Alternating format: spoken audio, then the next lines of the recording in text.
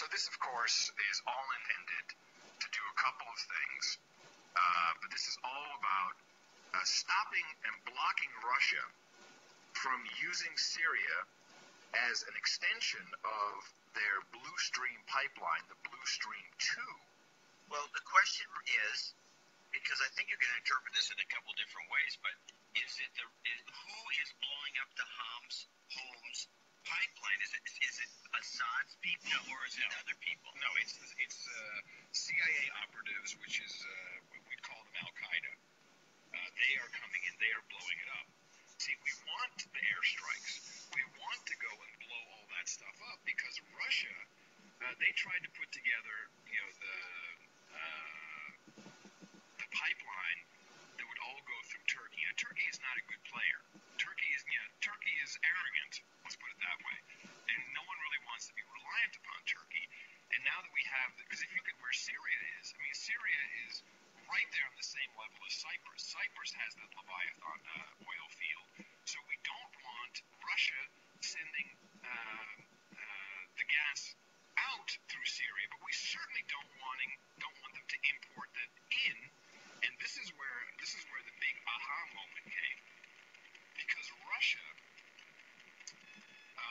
was involved with the IPI, and this is the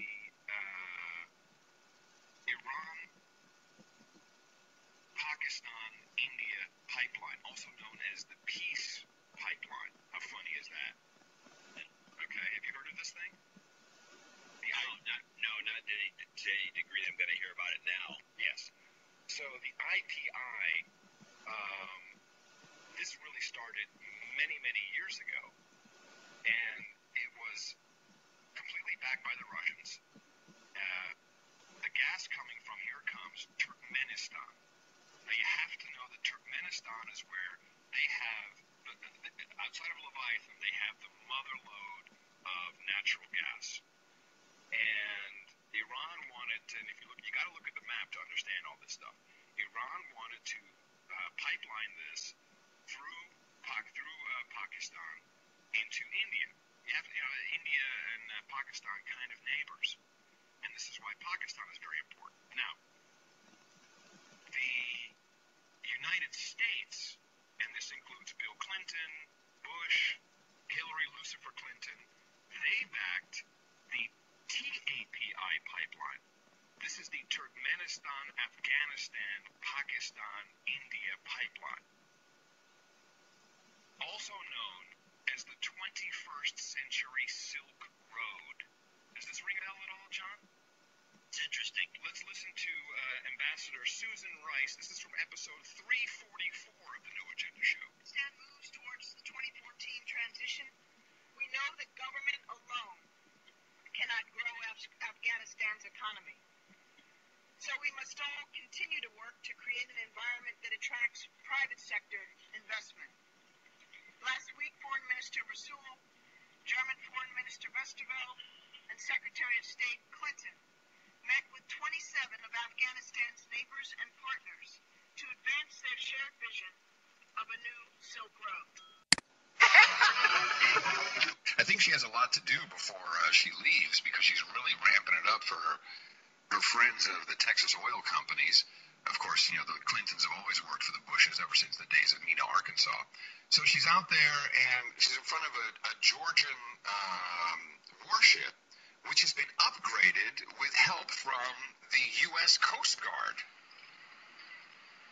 This ship and its sister ships represent the resilience of Georgia's national spirit and the endurance of your sovereignty. America stands with you. We will not waver in our support for Georgia and your territorial integrity. Now, these are very important words. She's talking about sovereignty, territorial integrity. This is all, of course, pointing towards Russia, and we had in 2008 the 5-day war, which we now know, although the mainstream media still has kind of forgotten it, but even Georgia, it was admitted that they started it, not the Russians, even though Russia gets the blame for it. Then she does a stand-up with, actually she had spent a whole day and night in Georgia, walking around town, drinking. There's all kinds of cool videos that I put in the show notes. And Saakashvili, So they got an election coming up, and of course these guys desperately want to be in NATO. And we know that they're buying all kinds of weaponry from the United States, obviously including this upgrade to their ship, and the U.S. Coast Guard has helped with that. And yet he's wearing a blue suit, like chroma key blue suit, which is just, the guy is an idiot.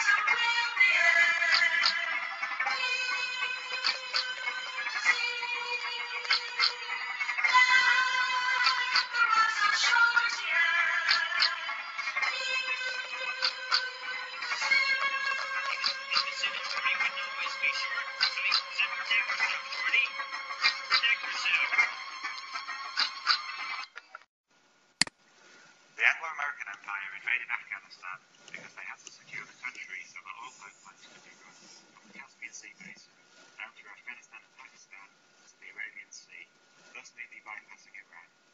Negotiations were held with the Taliban, who incidentally had been funded and brought to power by the US by Pakistan's intelligence service, the ISI, which included at least 2 trips to the US by Taliban officials. When the Taliban failed to cooperate with the plans of the oil companies, invasion plans were drawn up, followed rather conveniently by the 9/11 attacks, thus justifying an invasion and occupation. Control of the Afghan drug trade was another reason for the war.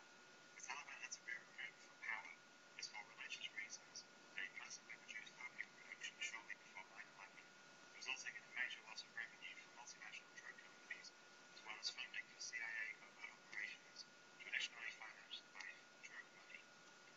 Control of Afghanistan's natural resources has never been seen as a major risk for the war, as the country wasn't thought to possess huge amounts of oil or minerals. That's changed with the revelation, as reported yesterday in New York Times, that the US has discovered nearly $1 trillion in untapped mineral deposits in Afghanistan, far beyond any previously known reserves.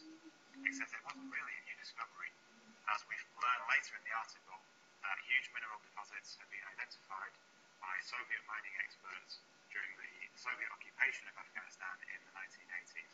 Plans and charts which had then fallen into the hands of Afghan geologists. The war in Afghanistan, it's all about oil pipelines, opium, and natural resources.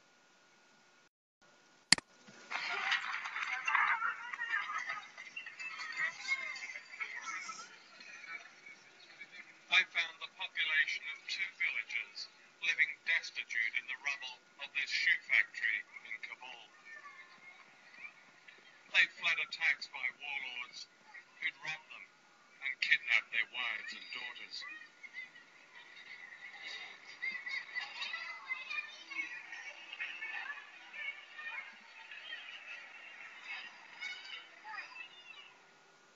I've spent much of my life in places of upheaval, but I've rarely seen such a bombed and blasted and ruined city as Kabul.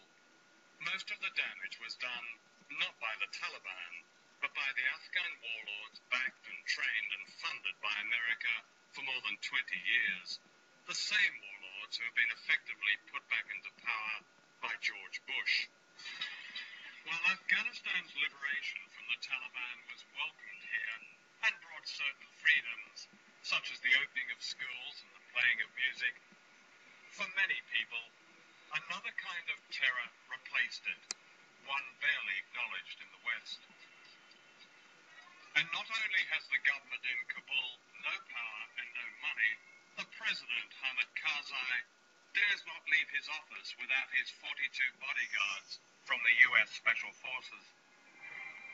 Real power is held by these men, warlords, whose record of repression and brutality is little different from the Taliban. The warlords are terrorists, bribed by the Americans with a fortune in cash and truckloads of arms. Today they control the government in Kabul and have re-established the opium trade, from which comes most of the heroin reaching the streets of Britain. Now Human Rights Watch has broken the silence, documenting atrocities committed by gunmen and warlords who have essentially hijacked the country. To a growing number of people around the world, America's war on terror is about hypocrisy and double standards, about terrorists classified as good and bad, depending on their usefulness to the great game of power politics. For years, Osama bin Laden was not only regarded in Washington and London as a good terrorist, he was virtually our creation. What Silk Road, I'm going to give you some more interesting names, is planned to be built along the Herat-Kandahar highway across western and southern Afghanistan. And this has to cross through a very important region in Pakistan known as, and you can see this in the news, put it in the Red Book right now, Balochistan. I love these names. Balochistan, Balochistan. Balochistan. And it's really important that Balochistan is under control. So you watch, there'll be some kind of new terror group in Balochistan, and who's going to go in there? This is in Pakistan, by the way, Balochistan. We're going to have troops in there because, they're killing the people of Balochistan. This is the pipeline, the TAPI. This is the pipeline that we went, the Unocal pipeline. Yeah, the one that goes way back before anything happened. This is why it all happened. 9/11, actually. This is why 9/11 happened, or at least 9/11 was used as the catalyst to get this going. Now, here's where there's a little kink in the cable. Gwadar. You've got to get a map. People who are listening to this, you have to look this up. Gwadar is very key. This is a port that was built by China, the Chiners. And how do you spell that? Gwadar. Pakistan's largest province, Baluchistan, may not mean much to many people. And among the experts, it's known as a sectarian terrorism hotbed, and some U.S. lawmakers are even calling for its independence. Archie's Chichikan explains the region and its importance. Baluchistan. You may have never heard of it, or maybe caught a glimpse of it in a Hollywood blockbuster, but the place is a hot destination for intelligence services from around the globe. Hotbed of insurgency, home to various terrorist organizations. Kidnappings, assassinations, terror, that's part of everyday life in Baluchistan. Looking at its location, it's part of Pakistan, bordering Afghanistan and Iran. You may think, well, no surprise, dangerous place. But apart from being a dangerous place, Baluchistan is of big geopolitical importance, where major world powers have interests. And China, one of them. Baluchistan is sitting at the crossroads of oil and gas pipelines coming from Central Asia, Iran, and elsewhere. The Iran-Pakistan pipeline, the Turkmenistan-Afghanistan, Pakistan-India pipeline, not to mention that Baluchistan itself has its energy resources. Besides, its water port, and it's right here, is the access point of Chinese commercial shipping to the Indian Ocean and on to Africa. But all the violence and instability there doesn't make it an easy place for business. Investigative journalist Eric Dracer tells me some world powers might be interested in keeping it that way. First of all, we have various indigenous terrorist organizations that operate inside of Balochistan, the Baloch Liberation Army, Jundallah, the Baloch Republican Army, Lashkar-e-Taiba, just to name a few. Jundallah is an organization that for decades has been focused on destabilization of Iran. Now, the confluence of these various terrorist organizations, of course, is not coincidental. This has a direct relation to the interests of the United States and the Western powers vis-a-vis blocking the Chinese, destabilizing Pakistan, and part of waging their covert war against Iran in hopes of not just encircling that country, but to collapse it from outside. The U.S. government denies having any connection with Jundala and Baluch terrorist organizations, although CIA memos leaked recently say the Israeli Mossad recruited Jundala members, quote, under the nose of U.S. intelligence officers, end of quote. As far as other terrorist groups, like the Baluch Liberation Front, there are a few people in U.S. Congress who expressed readiness to support the separation of Baluchistan from Pakistan, like Dana Rohrabacher from the House of Representatives Committee on Foreign Affairs.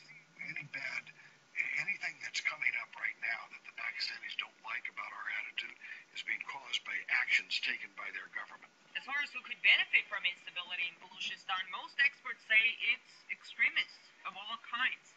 Mainly Al-Qaeda and its affiliates, and as well as the Taliban. They certainly have an interest in maintaining instability. But some also see Baluchistan as a key square on the geopolitical chessboard. The United States knows they cannot compete with China economically or industrially, so they have to stunt China's development through these various subversive tactics. They're willing to engage with various terrorist networks that they've had for many, many years, if not decades, in order to try to make the Chinese stall in their economic development. So according to you, pipe wars are real, and creating instability is one of the instruments to gain advantage. But wouldn't it backfire? The terror, violence, instability? Could it backfire in terms of terrorist reciprocation against the United States? This is entirely possible, but that didn't prevent the United States in the late 1970s from financing and supporting the Mujahideen against the Soviets. Allegations that some global powers may be stoking violence in a place like Baluchistan for their geopolitical interests are quite disturbing and raises the question whether pipeline wars are a reality. In Washington, I'm Ganesh Cheka. Planning of the IPI, the peace pipeline, versus the TAPI. So Gwadar cannot fall into the wrong hands. Gwadar is where the pipeline goes, that Iranian pipeline goes right through there. Exactly.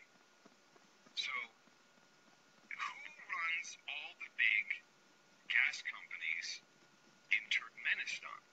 This blew me away. I didn't understand this. But well, you think Gazprom, but apparently not. No. It is run by, I'm just looking here in my show notes, by an outfit called,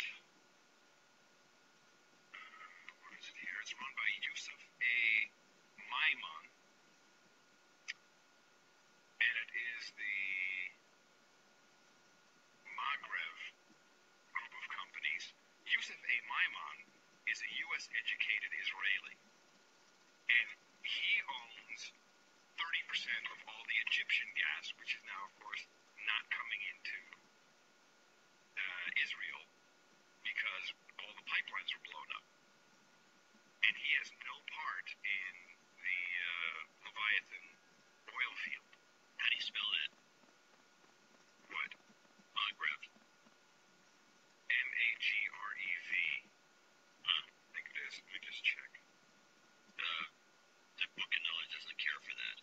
Maybe I'm saying it wrong. Hold on a second. I have the guy here. What's the guy's name? Maiman. M-A-I-M-A-N. M-A-I-M-A-N. So now Iraq, Iran, and Syria, just a couple months ago, signed a $10 billion gas deal, which involves the construction of a 5,000-kilometer pipeline to transfer Iran's gas from the South Par gas field to Europe via Iraq, Syria, Lebanon, and the Mediterranean. So we're seeing the real war is about whose gas is going to who, with the two big kahunas being India on one hand and Europe on the other hand. And this is what this is all about. Well, I don't even think it's about the gas, it's about the transmission. Yeah, the pipelines. It's about the transmission because it's very good. We know that There's no money in the gas at all. But the price goes up whether if you A, have less gas, which we don't, so we have too much gas, at least to make money off of it. So then it comes down to the transport. You don't want to put this thing on ships. It doesn't work that way. You've got to have pipelines. So this is why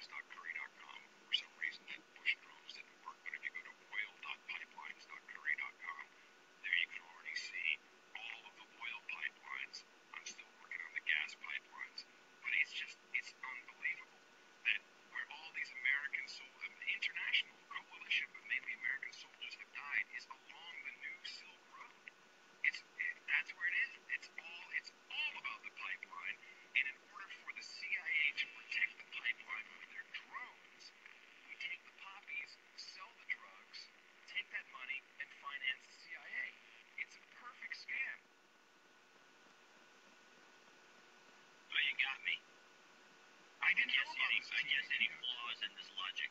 No. Well, the flaw is we think people like Lucifer Hillary Clinton don't give a crap about people, and they'll kill anyone in the process. And the crazy thing is, when you can get the military in, you know, who's the #1 user of petroleum-based products in the United States? The military. It's like a self-fulfilling prophecy. You know, it's like, hey, we gotta go protect that, and we send our #1 customer in. It's just beautiful. It's just beautiful. And all we have to do to fleece the American public is come up with some kind of bullcrap terror scheme, and we just keep merging them in. So now Taliban is Al-Qaeda. Al-Shabaab is now Al-Qaeda. Who else is going to be Al-Qaeda? It's all Al-Qaeda. They're all terrorists. Everyone is a terrorist. And that warrants the use of force to go and play our games. And Hillary Clinton and Bill Clinton and George Bush Sr. and Jr. is running a lot of it. So, did you see the latest reports about sexual assaults in Syria? Further, I want to point out something. I'm going to try to sum it up as quick as I can. Here we have highlighted the Middle East. These red dots show the countries that we have either overthrown or just gone out to war with. And there's been a conflict of interest with all these countries. You may not know the reason why. Mainly it's for gold. Remember, we went to Iraq, said he had weapons of mass destruction. They proved he didn't. At the whole time, he was trying to trade on a different currency, not the petrodollar. Syria, same thing. They're all trying to form together and stop trading with the dollar. Why is that? Well, they're taking a 20% cut on the amount of money they could be getting if they were trading somewhere else. So they're trying to say, no, we don't want the dollar being our reserve currency anymore. Well, the dollar is, and they're getting mad, and we're going in and we're overthrowing these governments. Libya, Gaddafi, Mubarak with Egypt. We see war with Sudan. Yemen's right here. Afghan, rich and poppy, does have some oil. But now it's getting scary because we have ships right here on the skirts of terrain. 30 countries, look, they're all heading right here. And the United Nations is backing us for the most part. Now check this out. Iran, Ahmadinejad is saying, look, don't come into my country. I want to trade with China and Russia, but not with the U.S. currency. Everyone's over it. Now, if Iran gets away with not trading on our currency anymore, what do you think is going to happen? Well, we don't want Saudi not trading because Saudi's one of the biggest oil producers in the world. Everyone's going to follow suit, and that would collapse the U.S. currency. So Russia and China said, hey, you know what? U.S., if you mess with Iran, you're messing with us. There could be a possible war. Just wanted to enlighten you on my perspective of what's going to happen. I just wanted to give you the facts. That's what I pride myself and my videos around. I want to give you the facts, and I want you to do your own research.